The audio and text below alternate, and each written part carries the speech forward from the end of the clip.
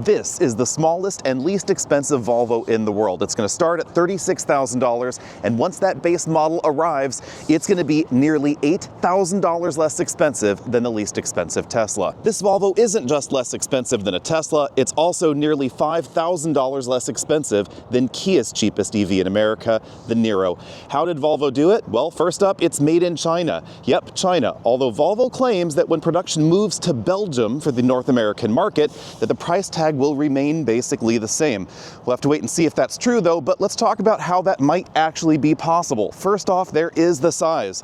This is quite a bit smaller than you think. It's actually smaller in terms of length than a Volkswagen Golf. Let's hop on the inside and talk about some of Volvo's cost cutting. The most obvious thing you're going to notice in the base version is that we only have a soundbar in the dashboard. Yep, only speakers up there. There are 0 speakers in the front doors, and if you get the base model, there are 0 speakers in the way back also. Then there's Volvo's button minimalization. Just check out the lack of buttons that we find in here. We still have the stock, so cruise control and shifter there, turn signal and wipers over here. They really cut down the number of switches. There are only 4 switches in here. We have window switches up front, right there, and then window switches for the back windows back there.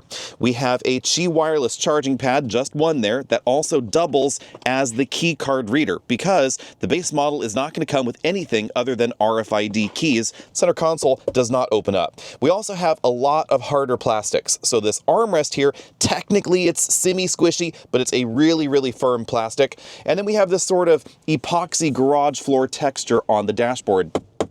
I think it's actually pretty cool. This doesn't look or feel any cheaper, in my opinion, than what we see in, say, a Lexus UX, but the style, that is definitely personal preference, let's put it that way. Dashboard, this has the same rubbery texture as the armrest, so it's not a hard plastic. Volvo even minimalized the seat controls. This knob does everything from seat cushion tilt to lumbar support, etc., but you have to cycle through those different functions with that button in the middle. We don't find a new NACS port, and we don't find terribly fast charging. You'll get 150 kilowatts peak on DC. That is not the speediest around, but it is faster than that Kia EV. Amazingly, we still get a windshield wiper in the back, and we have a pretty sizable cargo area back here as well. Everybody loves an Easter egg, so of course we find a moose under that front trunk lid, although I didn't know there were moose in China. Of course, the most obvious reason that the EX30 can be priced so low is that it shares so much with other Geely, Zeekr, and Lynk & Company products in China.